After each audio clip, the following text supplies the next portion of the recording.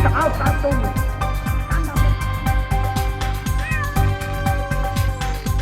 Beth Terry, so she was like, oh my god.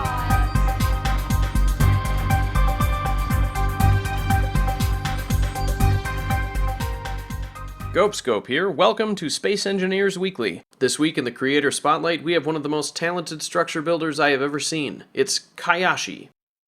From repair bays to ICBM silos and a lot of other cool stuff in between, chances are you'll want to use at least one of these structures in your planet-side compound. There's a cool architectural flair to the housing units, and the tower theme he has going on will give your ground base an interesting look. And then there are all these awesome details, like an angry note from one mechanic to another that tells you Kiyashi has really splattered his love all over these creations. Oh, and if you're looking for some storage, he's got these really cool shipping containers sort of things, so you can store all your stuff away from prying eyes. He has a set of really cool looking thematically linked drones for all occasions. But there's more! He also has a beautiful modular space station collection that kind of makes me want to stop making these videos and actually play the game. Keep up the great work, Kiyashi. Go check out Kiyashi's workshop after the show. You can find a link in the description below. Chime Rhyme Crime Time. It's the Shop's Closet Pick of the Week. The segment where I sort through your grandpa's old maps to bring you a ship with a 3,000-year-old name. The Scythia by Wolverind. This hydrogen and ion-propelled attack craft is designed for operations in the void of space. It features twin Gatling guns and one Gatling turret, as well as 2 direct attack munitions which can be built and rebuilt. One may alternatively say reloaded, in order to make multiple strikes against a target or targets before returning to base to be rearmed. It handles nicely and has enough reverse thrust to make these attack runs quite user-friendly. Boom! I did find that it was fragile, which isn't a surprise just from looking at it, but that doesn't matter that much if you use it as it seems to have been intended, which is as a standoff striker.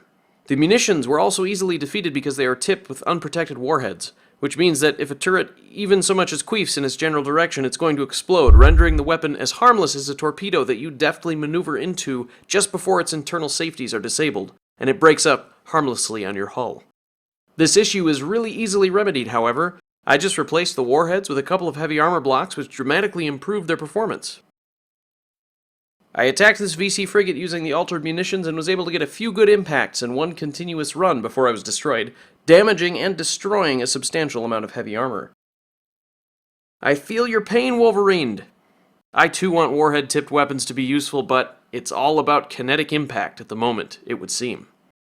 The Scythia is positively festooned with detail. I love the combination of unfinished blocks and this color scheme. I'm just really digging the overall look of this thing. Also, really interesting use of unfinished antennas and gyros here. And these little LCD screens, oh my god, all of this together just creates a look that I haven't really seen before.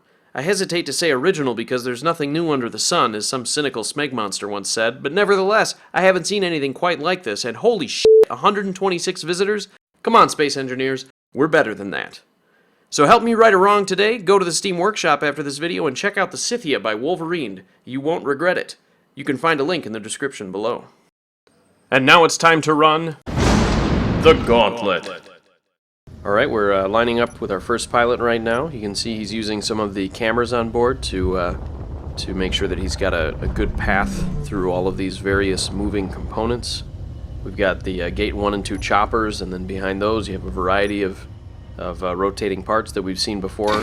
Same space gauntlet that we saw in the first couple of episodes.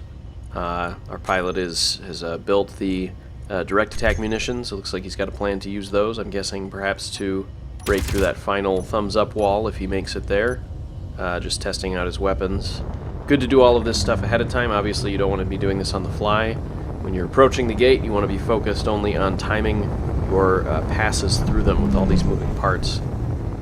And it looks like he is accelerating towards the gate, decelerating a little bit now, and I think we're seeing this more and more. Pilots are starting to realize that coming at the gate too quickly doesn't allow them time to maneuver, and if they're unlucky with the timing, they will just get crushed by these choppers early on. They need to actually strike a balance by being slow enough to maneuver and fast enough to not get hit by rockets. He just took a hit that threw him off kilter, and he was thrown out of his cockpit, made it to wall 3. I think the pilot is still alive. However, he did make it to wall 3. The ship was destroyed. Oh, I'm being updated now. The pilot did die. We lost the pilot. We're right on to round 2. with a new pilot. He is lining up right now. Hands down, best pilot flying this ship right now. And he is preparing, learned from the last pilot, checking out the camera. You just saw a flash. There's a little bit of a sound there. He was building the direct attack munitions. He is preparing for his run. Now this pilot, like all the pilots who come after the first ones, have been watching the first pilot, so they're able to learn a little bit from the previous pilot's errors, and hopefully this pilot fares better. Looks like he's checking his Gatling turret and making sure it's working for him. Seems to be all well in order. He's also approaching the gate at a modest speed. Will probably, yeah, he sees, okay, so he sees the turret fire, and now he knows he has the impetus. He has to move fast. The turrets are firing very nicely maneuvered through here, passing through these. Really well done so far. It's looking good. Oh, took a direct hit to the nose of the ship. He is flying off into space. This is bad for him. He made it to wall 5, though. Making it to wall 5, I'm told he actually survived, and we are right into our third run. The pilot made it. He was thrown clear fast enough, and he is moving on to the third run. Deftly maneuvering past wall 2 and 3. Missing those, very nicely maneuvered past there. Oh, okay, that's what got him. That's what got the last ship last time. He's really making it quite far here. It's taking a lot of fire. Once you get into these later gates, the turret fire dramatically increases, and it's slowing him down. It's making it hard to maneuver. And he is not able to make it past that wall. Strikes the wall, breaks up. This looks bad for him. There is gunfire everywhere. A rocket just blew up past him. He's survived so far. It looks like he's heading for cover. He's trying to make it to the wall. He did it! He made it to the wall! He's a little celebrate. He made it to wall 9. The pilot made it to wall 9. I'm being told that he survived. I'm being updated now. Apparently he did not survive. I'm being told now by our medics his body was recovered. And I was thinking that maybe he was just, given a little ride there, a little whoop, kind of like a circus ride. I'm being told by the medics now, though, that when someone is struck by a moving arm, such as he just was, their bodies are essentially a bag of broken rocks and jelly. As always, a posthumous well done to our pilots, and great job to Wolverind and the Scythia. Final score, 9 out of 10 on The Gauntlet. Thank you for joining me. Happy engineering from all of us at IPN, and we'll see you next week. Want to help the show? Please send your suggestions for Creator Spotlight and the Closet Pick of the Week. Also, please like, subscribe, and/or share this video if you want to see more. I can't tell you how much that helps. Incoming fire. You got a bad boy club down through here. We're on the clock downstairs. Wellman 317.